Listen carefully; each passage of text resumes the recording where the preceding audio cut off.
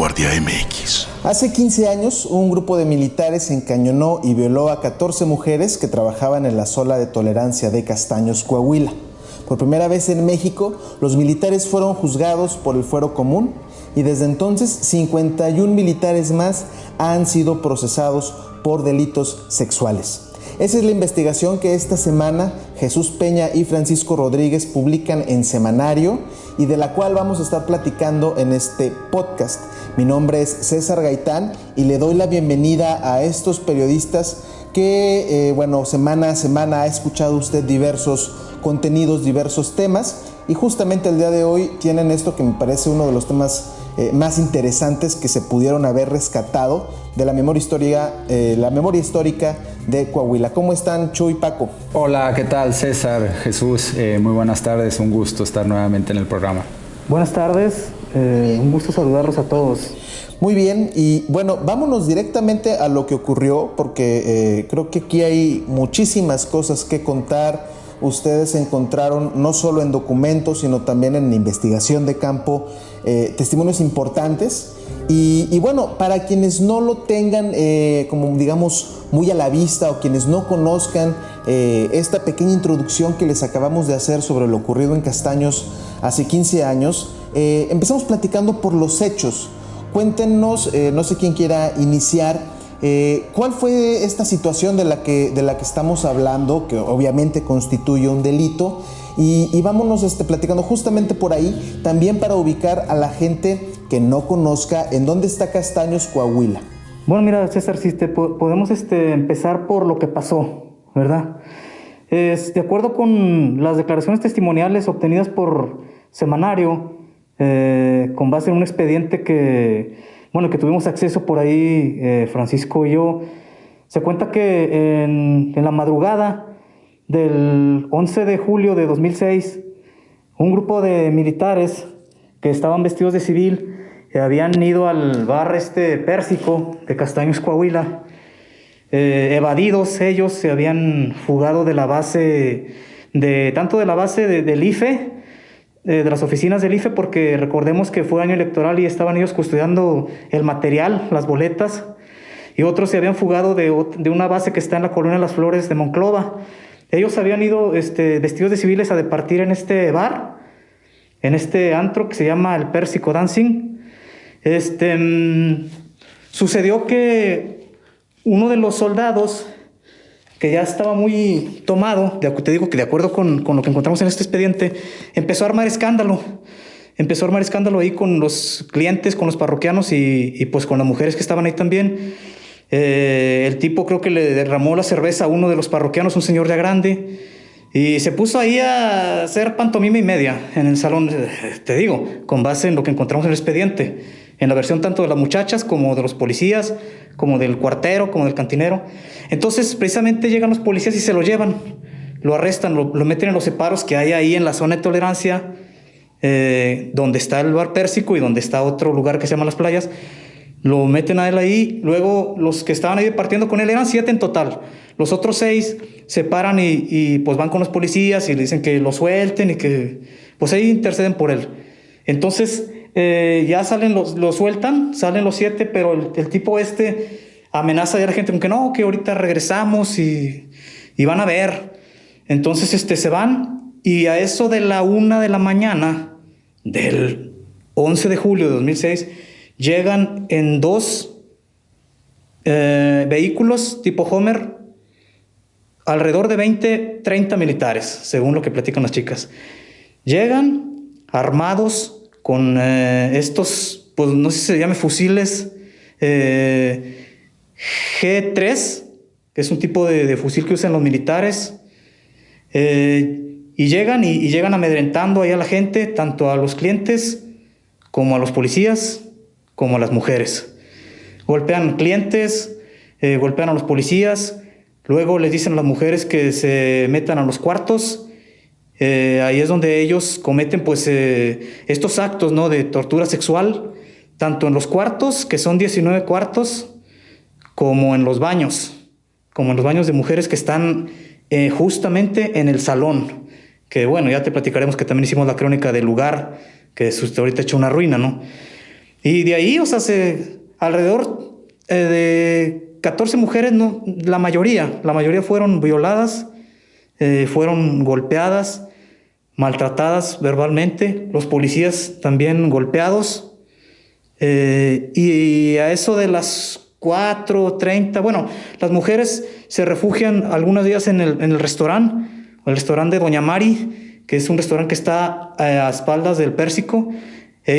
Uno de los soldados va y las saca, varias de ellas, y se las lleva a esta área de cuartos y también las violan. Quiero decirte que algunas de estas mujeres fueron víctimas de violación tumultuaria, hasta por 3 o 4 militares. Los policías golpeados, muy golpeados. Y los clientes, pues también, de paso, ¿verdad? Claro. Te digo, para no entrar mucho en detalle, César, ellos se van como a las 4 o 5 de la mañana y las chicas, pues, salen corriendo del lugar, ¿no? Quiero decirte que este lugar está como... Entras por una brecha que está justo en la carretera 57. Es monte. Y ellas se van por el monte corriendo a pedir auxilio. Le piden auxilio a una persona que está en un negocio de trailers. Él les manda a pedir una ambulancia y varias de ellas, creo que 2, se van en la ambulancia y las otras pues de ride y otras pues en taxi a sus casas.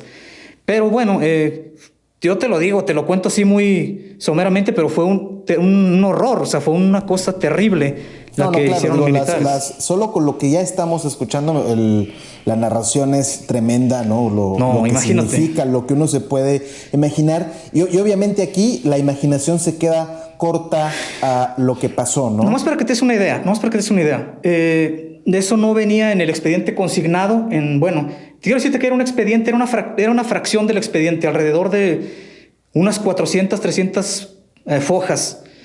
Pero no venía esta anécdota que nos cuenta Jacqueline Campbell y el obispo Raúl Vera, compartieron con nosotros, de una escena donde los militares las ponen a ellas contra la pared y les apuntan con sus armas. Imagínate, una de ellas se orina del puro miedo, César. Nomás para que veas la magnitud, pues, de este abuso, ¿no?, cometido por el ejército. Claro, y bueno, usted que está escuchando por ahí, para que vayamos dimensionando justamente las atrocidades cometidas en este caso por el ejército, y justo con eso quisiera pasar con Paco para que nos platique un poquito. Castaños, bueno, es una ciudad ubicada al centro de Coahuila, es una ciudad pequeña en comparación con otras urbes como Torreón, como Saltillo, incluso como Monclova. Y Paco, platícanos. Ya Peña nos relató el horror de lo que se vivió ahí. Cuando suele haber abusos de autoridad, estamos hablando hace 15 años, no solían publicarse, no solían darse a conocer de inmediato.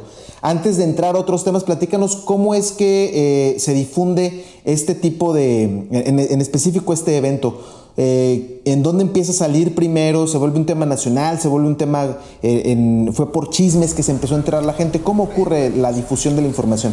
Sí, efectivamente, ¿no? Históricamente el tema del ejército mexicano pues es una institución que, valga la redundancia, históricamente ha sido poco tocado, tanto por la sociedad como por los medios de comunicación. Existe pues esta aura de respeto y miedo a la vez que se le tiene a los militares, pero bueno, en las entrevistas que dan, por ejemplo, Jackie Campbell, que en su momento era la encargada de comunicación de la diócesis de Saltillo, ella relata en la entrevista que recibió una llamada por parte de un periodista de Proceso donde le informa que algo había pasado en Castaños, ¿no? Como tú ya bien dices, Castaños es un municipio pequeño de menos de 30,000 habitantes, y tanto ella como el obispo, en su momento obispo de la diócesis Raúl Vera, acuden al municipio y llegan a las instalaciones de la delegación de la entonces Subprocuraduría de Justicia, y se encuentran con este grupo de mujeres que están denunciando el hecho. Sí, y digamos que a partir de ahí surge un acompañamiento a las mujeres, quienes ellas tienen todo el crédito de armarse de valor ante la rabia de haber sido vejadas, violentadas, abusadas, violadas por los militares, de mantenerse y decidir denunciar el caso y hacerlo público, ¿no? Hacerlo público también de la mano del acompañamiento de algunas instancias, como en este caso la diócesis de Saltillo, y a partir de ahí empieza a atraer un poco el reflector, porque en un inicio no había sido así. Entonces, tanto las mujeres abusadas, víctimas de estas violaciones a derechos humanos, como la diócesis de Saltillo empiezan a hacer una presión a las autoridades coahuilenses, específicamente al entonces procurador Jesús Torres Charles, para capturar a los involucrados y llevarlos a un juicio civil, un juicio en el fuero común, que es algo representativo de esta historia, porque es el primer caso en el país donde militares fueron llevados a un proceso en el fuero civil. De 8 militares que fueron detenidos y procesados, 4 de ellos recibieron una sentencia condenatoria y 4 de ellos quedaron libres, ¿no? Pero sin duda, pues fue un parteaguas el hecho de lograr que estos militares hayan sido llevados a un juicio civil y que a la par también se les llevó un juicio dentro de la justicia militar. Claro que en este caso, para tener el contexto, no solo es icónico justamente por ser el primer juicio civil ante militares, sino que es cuando decimos el primero, puede surgir la pregunta, bueno, pero ¿en cuántos años? Para que usted tenga el dato, el ejército mexicano fue fundado, por decirlo de alguna manera, en 1913, cuando Venustiano Carranza se encontraba frente al país, y 93 años después, ningún militar había sido procesado de la manera en la que vamos a platicar justamente en esta ocasión. Y me gustaría que ahondáramos más en esto, justamente porque a partir de aquí se sienta un precedente en donde después surgen más casos, se empiezan a documentar. No sé si podamos platicar un poquito de eso, Peña, en cómo este caso, la documentación, la investigación, empieza a ser justamente un parteaguas para que se investigara más otros casos. Pues sí, claro, y en los números que logró recabar mi compañero Paco, que a través de solicitudes de información, nos dicen los números que de 2006 hasta 2000, ¿qué será, Paco? Hay 51, hasta la fecha son 51 militares que han sido procesados, ¿correcto, Paco?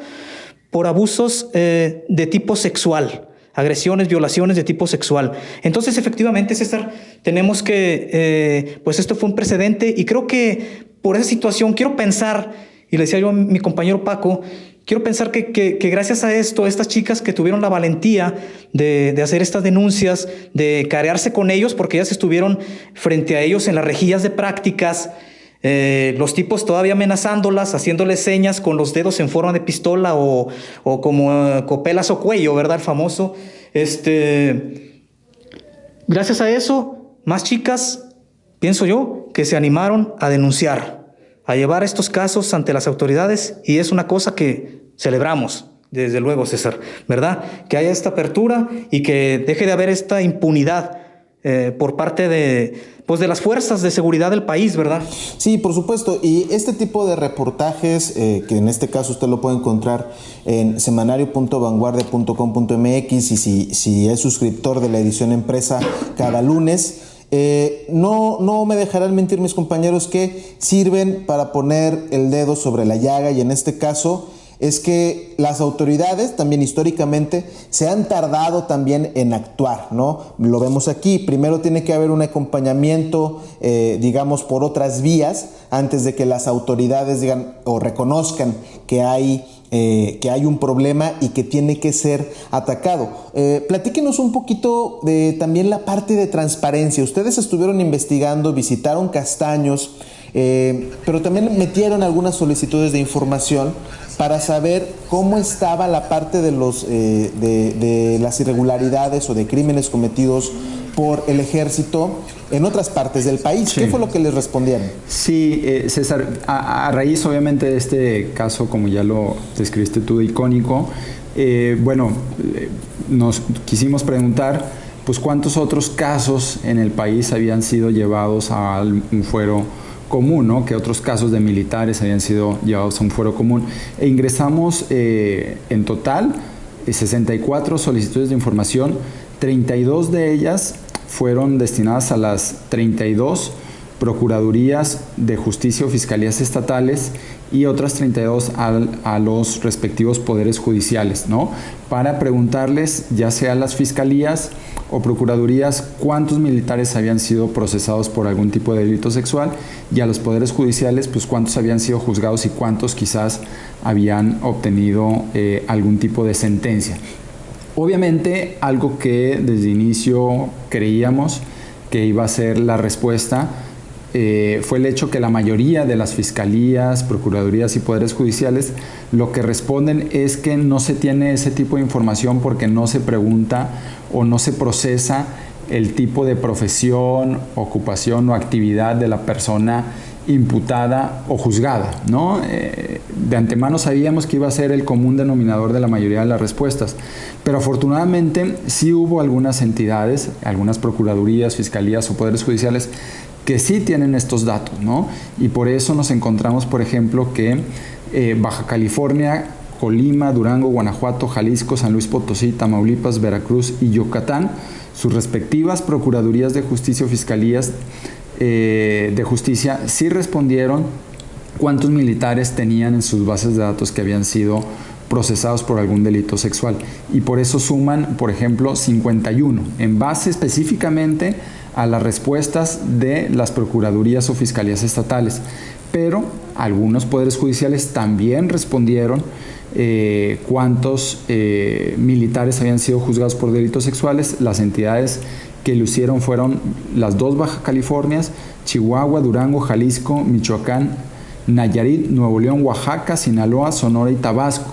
Lo que responden estos poderes judiciales de estos estados suman 43 militares que fueron juzgados por algún tipo de delito sexual, y al menos 10 casos sí se obtuvo una sentencia condenatoria. ¿Por qué digo al menos 10 casos? Porque hay algunos expedientes, según las mismas respuestas de las entidades, donde los casos siguen abiertos, siguen en trámites. Eso fue un dato específico por parte de los casos llevados en el fuero común. Como podrán ver, hay algunos procuradurías estatales que sí responden, pero los poderes judiciales no. Y viceversa, hay algunos poderes judiciales que sí responden, sí dicen tener el dato de cuántos militares han sido juzgados por delitos sexuales, pero las fiscalías no. ¿Sí? Y también ingresamos una solicitud de información a la Secretaría de la Defensa Nacional para conocer desde la justicia militar cuántos militares habían sido procesados o juzgados por algún tipo de delito sexual, ¿no? Y bueno, resulta que según la respuesta de la Sedena, de 2012 a 2019 hay un registro de 43 denuncias por acoso sexual, 102 por hostigamiento sexual, 39 por violación y 131 por abuso sexual. Sin embargo, en este caso, la respuesta por parte de la justicia militar es que solo se procesó en este tiempo a 32 militares y solo hay registro de 20 sentencias por delitos sexuales, aunque no se precisa si se trata de denuncias hechas por civiles y llevadas a los tribunales militares. Lo digo esto por los casos previos a la reforma de 2014 o si precisamente se tratan de casos de delitos sexuales denunciados por propios militares. Claro, y bueno, ahí obviamente nos refleja también que todavía hay si lo decimos de manera, digámoslo, políticamente correcta, hay áreas de oportunidad en donde todavía la transparencia podría ayudar a procesar mucho mejor este tipo de información, aclararía muchísimas más dudas de las que tenemos en esta situación.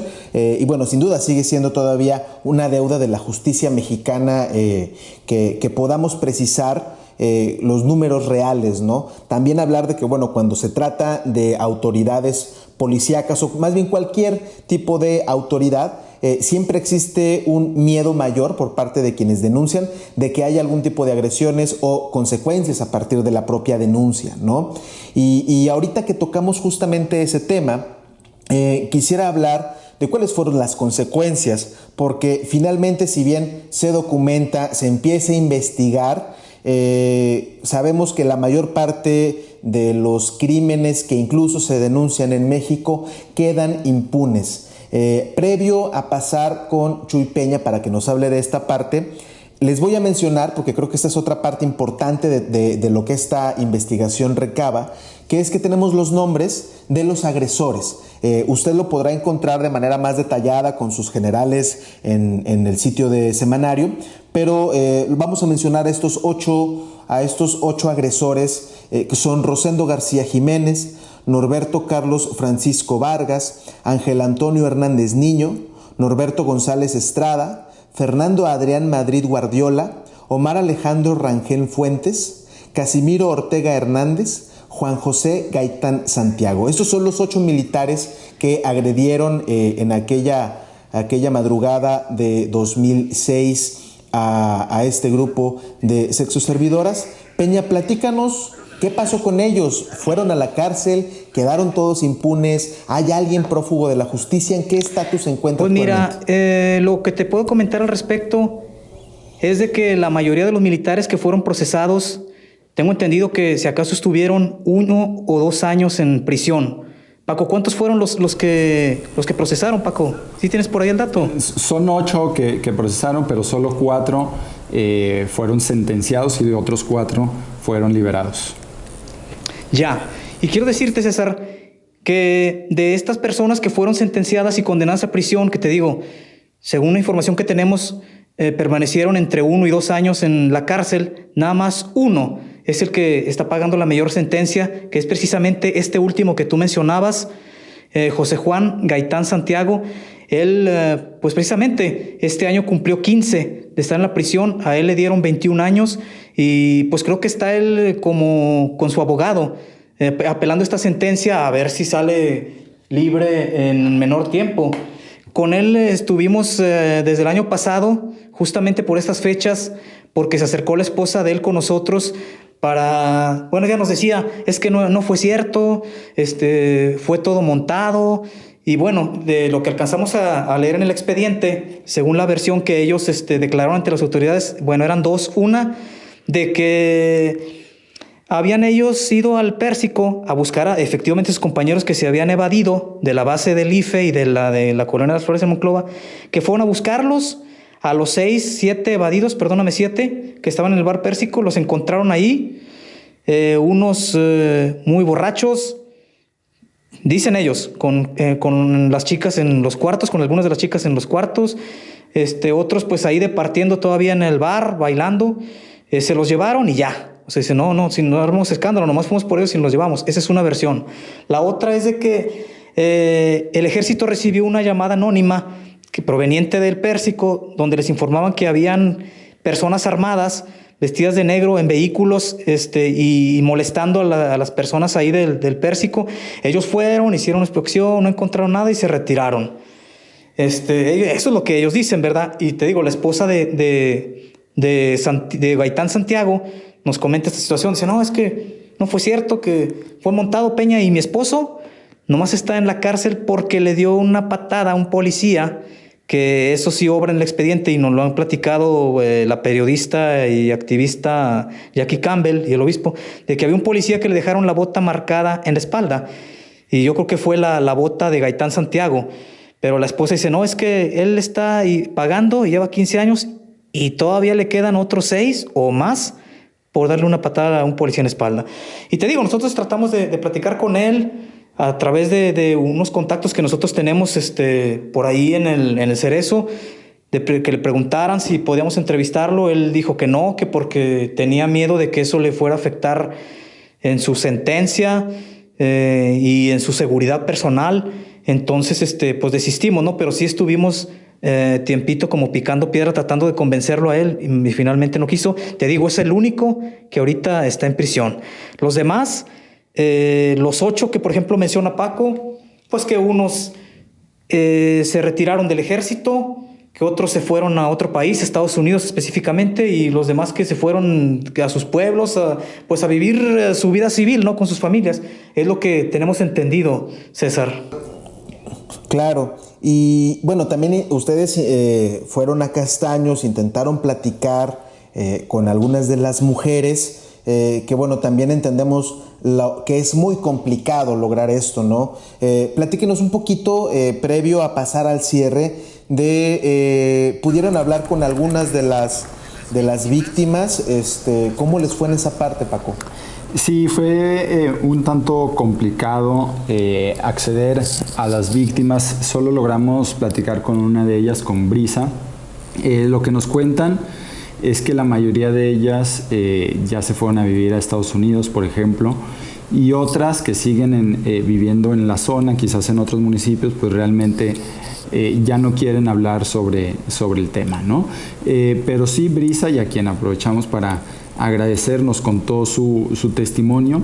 Ella trabajaba en el bar Las Playas, porque hay que recordar que fueron 2 bares, cantinas a los que llegaron los militares, el Pérsico y Las Playas. Ciertamente en el Pérsico es donde sucedió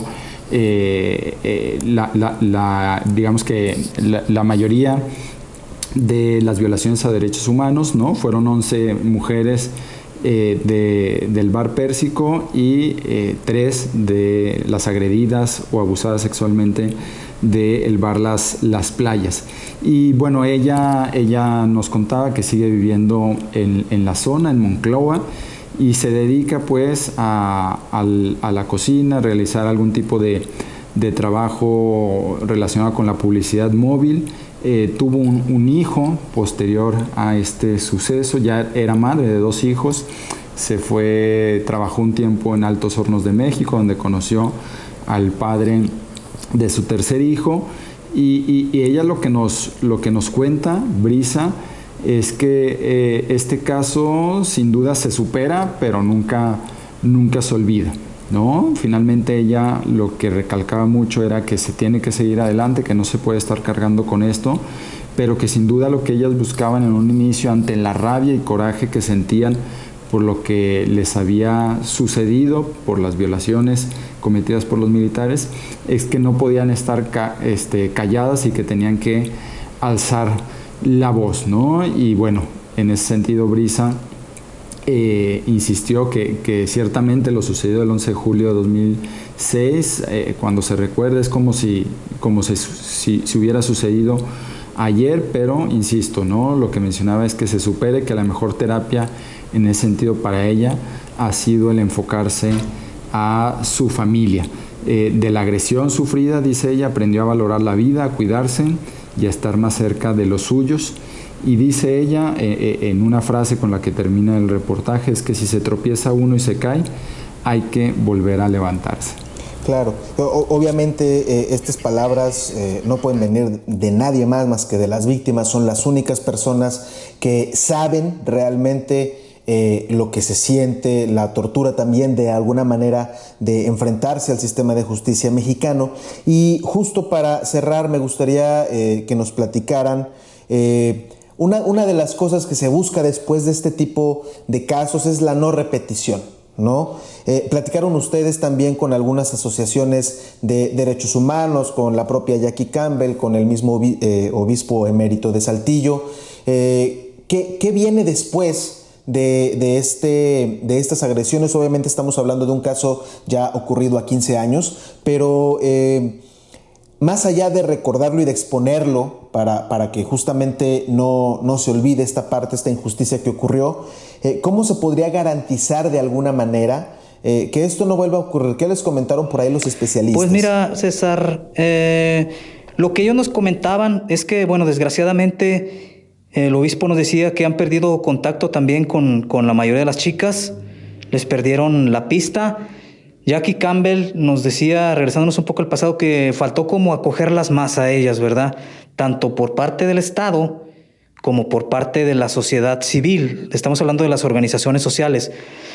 Pero también a la par nos comentaba de cómo el gobierno del Estado, en ese entonces de Humberto Moreira, con esto de los tutores, ¿no? Que se vino utilizando desde que fue la tragedia en Pasta de Conchos, de ponerles tutores a los padrinos, de ponerles tutores y padrinos a las víctimas, en este caso a las chicas que sufrieron esta violación en el Pérsico.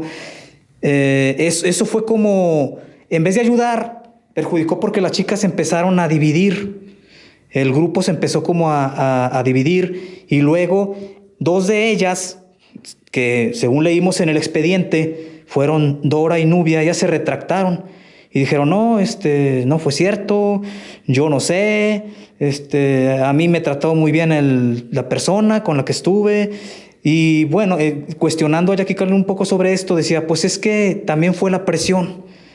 Fue la presión porque ellas conocían a algunos de los militares, ellos no era la primera vez que iban a tomar cerveza al Pérsico, entonces se vieron presionadas y tuvieron ellas como que retractarse. Incluso esto no lo metimos en el reportaje, pero decía Campbell que a ella la habían acusado de que les había pagado algún dinero a las otras muchachas, una de ellas, no sé si fue Nubia o Dora, o Wendy, pero que había acusado a Jackie Campbell de haberles dado dinero para que hablaran, ¿no?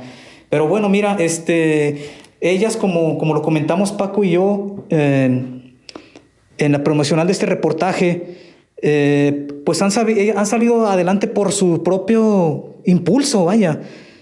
Ellas, como dice Paco, ellas han montado sus negocios, algunas se fueron de ahí. Nos comentaba la gente de Castaños, es que ya muchas se casaron, viven con sus familias.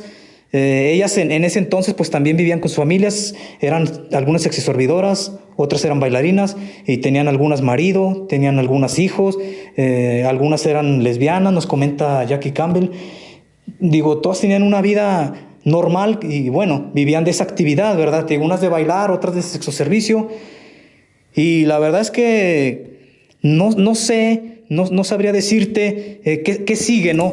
Porque ellas tuvieron que superarse por sus propios medios, César. Claro, y bueno, esa también es otra constante, lamentablemente, en este tipo de casos, en donde mientras hay digámoslo, un ojo mediático, mientras el tema está vivo, al menos en temas de la opinión pública, se empiezan a hacer cosas y después, bueno, ocurren este tipo de situaciones en donde es complicado que los mismos aparatos del Estado, las mismas instituciones puedan, digamos, dar un acompañamiento prolongado, ¿no? Un acompañamiento a largo plazo. Paco, no sé si tengas algo que quieras apuntar justamente en este sentido. Sí, yo lo que podría comentar, César, sobre este tema, sobre lo que sigue o lo que debería de venir, es en torno al tema de los códigos, ¿no? de la legislación en torno al fuero militar y a poder juzgar a un militar en un fuero civil. 8 años después de lo sucedido en Castaños, en pasado 2014, se aprobó una reforma que acota el fuero militar y que establece que precisamente los integrantes de las Fuerzas Armadas pueden ser procesados en tribunales civiles aun cuando estén en funciones. Hay que recordar que previo a esto, y por eso insistir en lo paradigmático e icónico que significó el caso Castaños, no se podía hacer esto, precisamente porque el Código Militar establece que los elementos de las Fuerzas Armadas tenían un fuero militar para ser juzgados solamente por la justicia militar y no por el fuero civil. Entonces, esta reforma de 2014 se dio básicamente por presiones y por demandas de la Corte Interamericana de Derechos Humanos, ¿sí? Lo que se hizo básicamente es modificar el artículo 57 del Código de Justicia Militar para que sean delitos del orden común en federal los que cometen los elementos de las Fuerzas Armadas contra civiles. Sin embargo, por ejemplo, entrevistamos a María Luisa Aguilar Rodríguez del Centro de Derechos Humanos Miguel Agustín Pro, y ella nos señala que si bien es cierto, la reforma se reconoce como un triunfo de las víctimas, la misma Corte ha dicho que es una reforma que no está del todo completa, ¿no? Por ejemplo, todavía se puede, en los casos en los que las víctimas sean militares, por ejemplo, los delitos se siguen llevando en la justicia militar y no en el fuero común. O cuando el sujeto pasivo, digamos como el sujeto pasivo, entendiendo, por ejemplo, en el caso Castaños, a las mujeres, a las víctimas, no sea un civil, ¿no? Entonces, en ese caso, por ejemplo, los delitos contra la seguridad nacional, por ejemplo, esos delitos se siguen llevando en la justicia militar, ¿no? Entonces, por eso la Corte ha referido que esta reforma, si bien es cierto es un avance, es todavía incompleta. Y además, en 2016 se hicieron algunas reformas que también precisa María Luisa Aguilar del Centro PRO, es que existe una preocupación porque hay reformas donde se deja abierta la posibilidad de que existan dos expedientes paralelos, es decir, uno en el fuero común y otro llevado por la justicia militar. Entonces, en ese sentido, pues lo que uno esperaría es que hubiera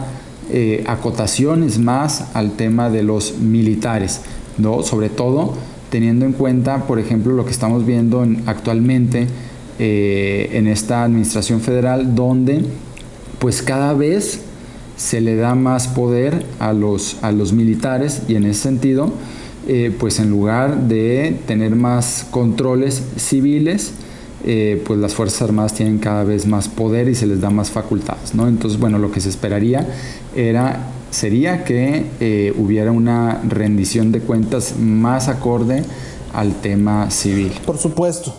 Sin duda que esto último que comentas es algo muy controversial.